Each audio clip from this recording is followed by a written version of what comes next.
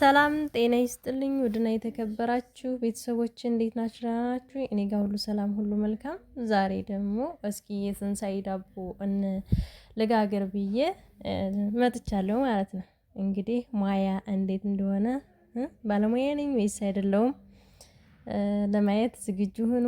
ሀሳብ አስተያየታችሁን በኮሜንት እንድታስቀምጡልኝ እሺ። ስለ ሙያዬ ሌላው ነገር ውድና የተከበራችሁ የሀገሬ ልጆች በያላችሁበት የዓለም ዳርቻ ሰላማችሁ ብዙ ትርፍ ይበልልኝ። እንደ ምድር አሸዋ ቤተሰቦቼ ሁላችሁም በያላችሁበት የዓለም ዳርቻ ሰላማችሁ ይብዛልኝ እያልኩኝ አብራችሁ ተከታተሉኝ።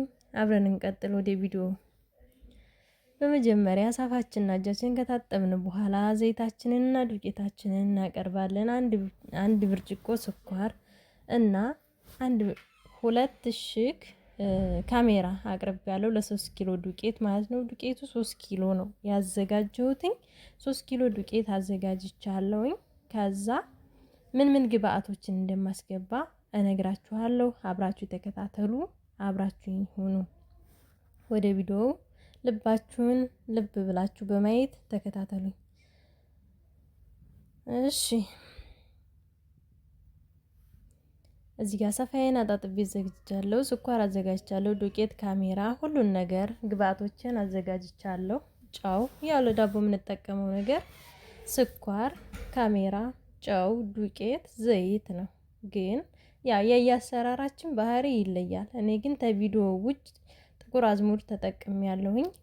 ያው ትንሽ ጥቁር አዝሙድ ለሁሉም ነገር ጠቃሚ ስለሆነ ዱቄታችንን እንነፋለን። አብራችሁ ተከታተሉ።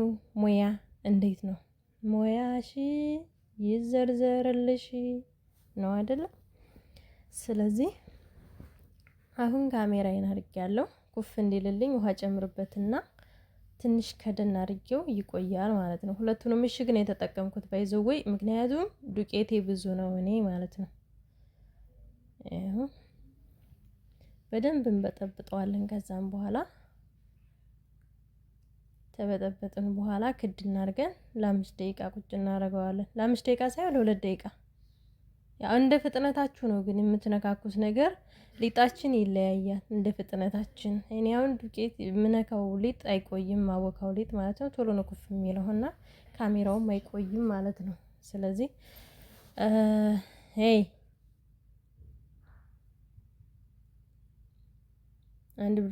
አንድ ኩባያ ስኳር፣ 3 ማንኪያ ጨው ተጠቅሜያለሁ ማለት ነው። ምክንያቱም ዱቄቱ ብዙ ነው። እንደዚህ ነው የምጠቀመው። አንድ ብርጭቆ ደግሞ ዘይት እጠቀማለሁ ማለት ነው። አንድ ብርጭቆ ውሃ አደርግና አሟሟዋለሁ። በደንብ ካሟሟሁት በኋላ ጨውና ስኳሩ ከሟሟ በኋላ ዱቄቴን እጨምራለሁ። አብራችሁ ተከታተሉ እንዴት እንደምሰራው። ሀሳብ አስተያየታችሁን በኮሜንት ማስቀመጣችሁን እንዳትረሱ። ውድና የተከበራችሁ የሀገሬ ልጆች አሁንም በድጋሚ ሰላምታዬን እያቀረብኩኝ እንቀጥላለን ወደ ቪዲዮአችን። አንድ ብርጭቆ ውሃ፣ አንድ ብርጭቆ ዘይት ተጠቀምኩ። በደንብ ማሟሟታችንን እንዳንረሳ። ግማሽ ዘይት ያስፈልገኛል ጨመርኩኝ፣ ግማሽ ብርጭቆ ዘይት። ምክንያቱም አይታችሁ መገመት ትችላላችሁ እኮ ያንሰናል አያንሰንም የሚለው። ከዛ እናንተ እንደምትፈልጉት መጠን ማድረግ ትችላላችሁ። እኔ አነሰኝ ሳስብ ብሎ 3 ኪሎ ዱቄት 1 ብርጭቆ ዘይት አይበቃኝም። ልስልስ ያለና የሚያምር የሚሆነው በጣም ትንሽ ዘይት ማድረግ አለብን ማለት ነው። የምግብ ዘይት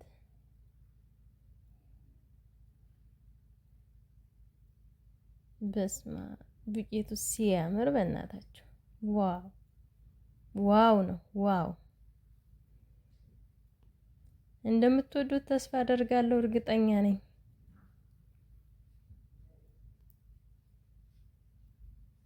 እንደዚህ በደንብ ታቀላቀልነው በኋላ በሁለት እጃችን እሽት ካደረግነው በኋላ ካሜራችን እንጨምራለን። ኩፍ ብሏል። ካሜራችን እንጨምራለን። ኩፍ ብሏል። ከዛም በኋላ በደንብ እናሸዋለን።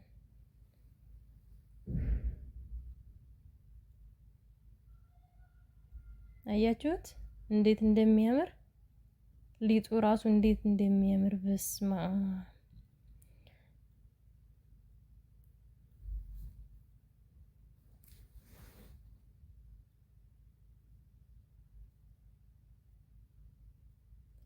እንደዚህ ካደረግን በኋላ ሊጣችን በዚህ መልኩ ኩፍ ብሏል። ፌስታል ክድ እናድርገው ነው የቆየሁትኝ። በቃ እንዴት እንደሚያምሩት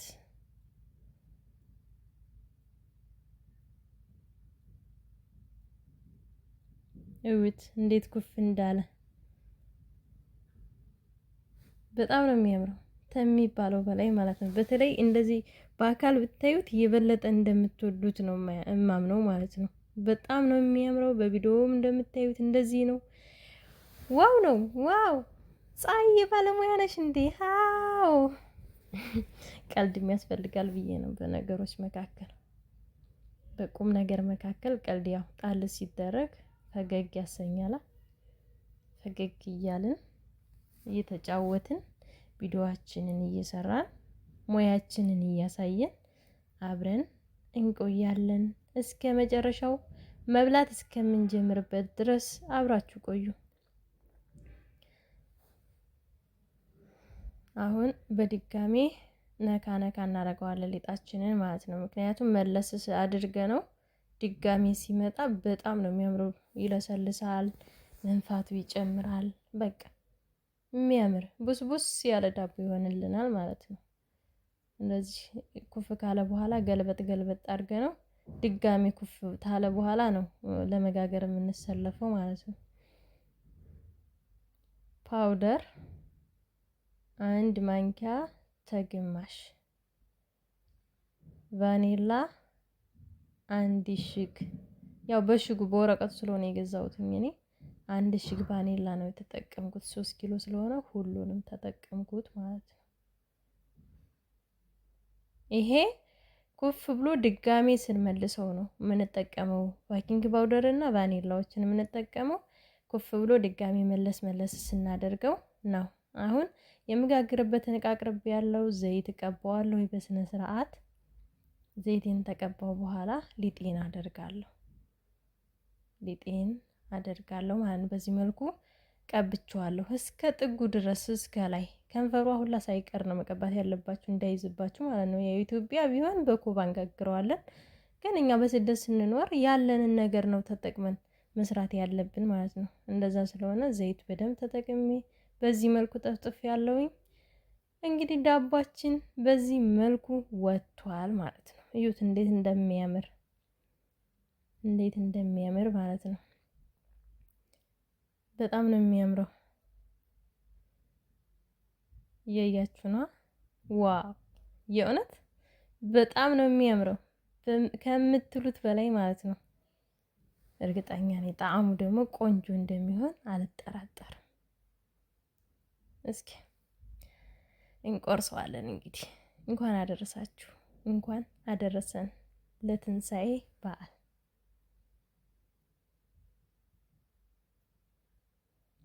ይህን ይመስላል። እያያችሁ ነው። አሁን እየበላን ነው። እናቴ ቆርሰነዋል። በስመ አብ ወወልድ ወመንፈስ ቅዱስ እንዴት እንደሚያምር አያችሁት? ዋው ነው። እግዚአብሔርን በጣም ነው የሚጥመው።